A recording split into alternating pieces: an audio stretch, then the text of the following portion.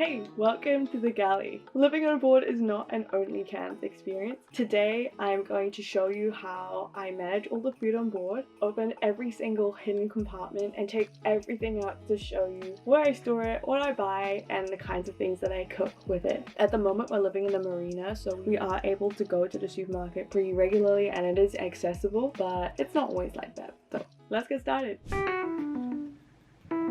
I've been dreading doing a kitchen restock and clean. Been in a bit of a procrastination mood. So I've cleared this table so I can put out all the food from all of the various lockers which we're going to open and explore. I'm going to look for anything that it's close to expiration that needs to be used up and if it needs to be repackaged, and I'll show you what I mean by that soon. What I'm aiming to do is make sure that all of the food is easily accessible so that when we are on the way I can find pasta and a can of tin tomatoes without having to look in every single locker, because cooking on board is an extreme sport when the boat is pitching.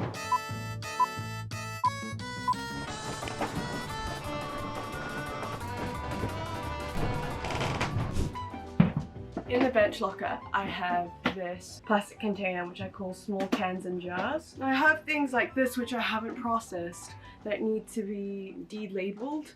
The idea behind taking off the label is that the cockroaches lay their eggs underneath the label. If you're in a warm climate, then baby cockroaches come out of here and they eat all of your other food. I am not willing to be on board if I'm sharing the quarters with a cockroach. In fact, if I see a cockroach, I'm leaving immediately. Run.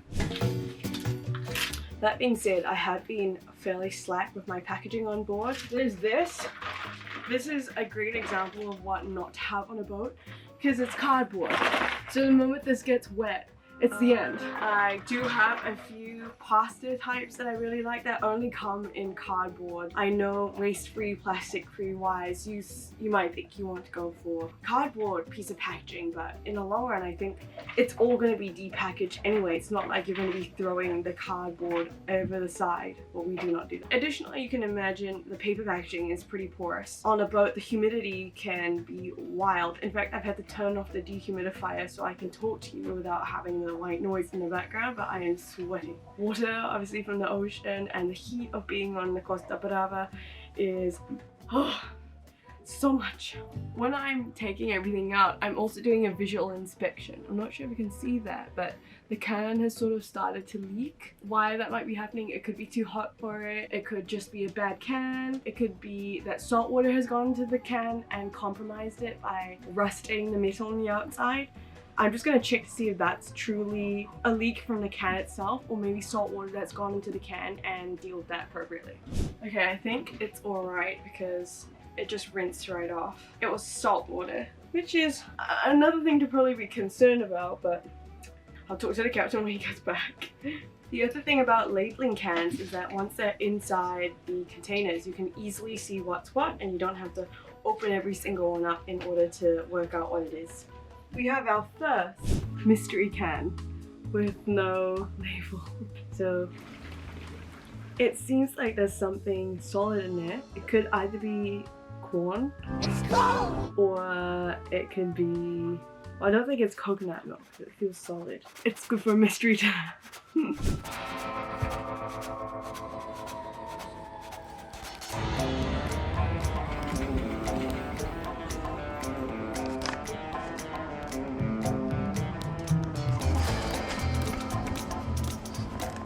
That's something else though.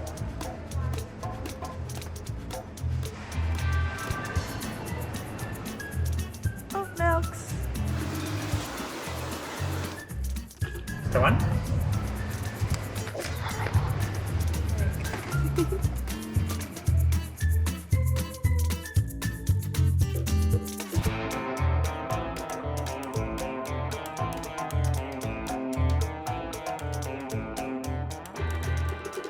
This is where it says Alternativa Vegetal, and in this section you have the vegan food, but they also have decided that goat must be vegan.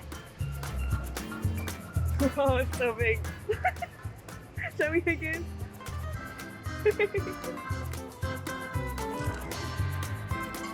Platos preparados, it means food that's pre-made, like these very sad-looking gyoza, and this very sad-looking yakisoba con pollo, and this even more sad-looking lasagna. And then box wine. Just for cooking. What is it? It's wine. There's nothing on it. It's 99 cents.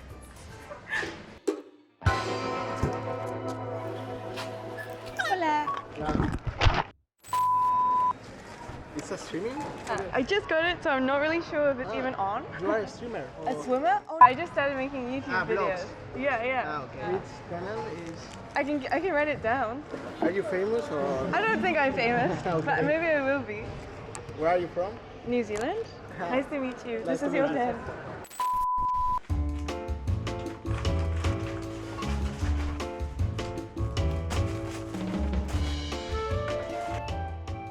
As you can see, I am overwhelmed with joy to have to put everything away. This is our fridge, which is built into the bench to save space, but is an absolute nightmare to have to keep clean and organized. I'm going to show you how we do it. We use these plastic containers which stack in order to make the most of the vertical space in the fridge. In the bottom container, I put cans and jars, basically anything that we don't have to access frequently because the other containers are going to stack on top. Then next to the container, I just stack the rest of the items that we use frequently, and I make sure there are no gaps so that things don't move around in that bottom layer.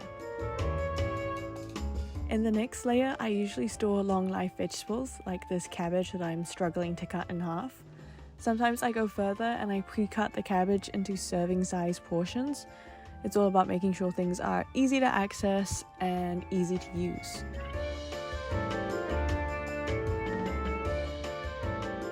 In the top layer, I put lightweight things, snacks, and any items I know I'm going to use in the near future. I try to organize things so that foods that need to be consumed quickly are immediately visible.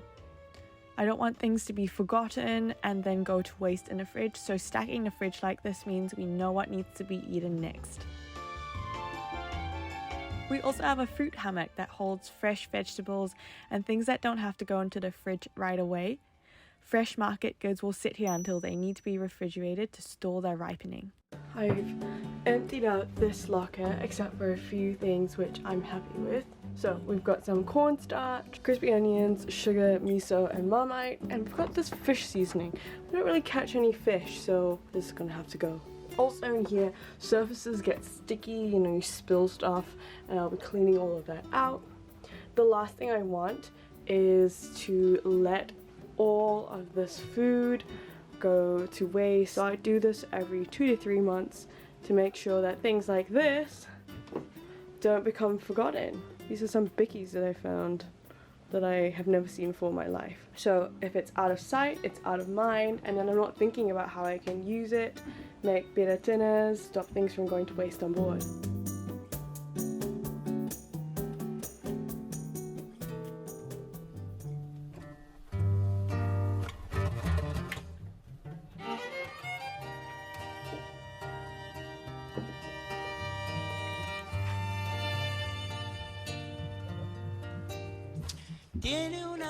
We're trying to eat less meat, even though we're not actually vegan. And the way to get around that is to make 1 packet of meat last 2 meals. Oh dear. I don't think this packet of meat is actually going to last 1 meal. What's the date today? Tuesday. The date! Oh, it's the 9th, I think. Oh no, I think this meat is off.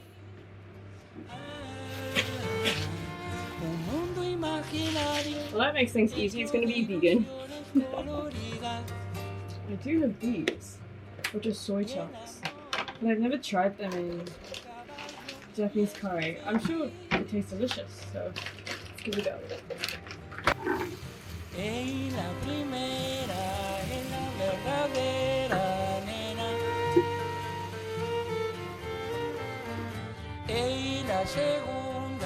Que no te confunda. Ay, la tercera pierde un turno, espera. El amor,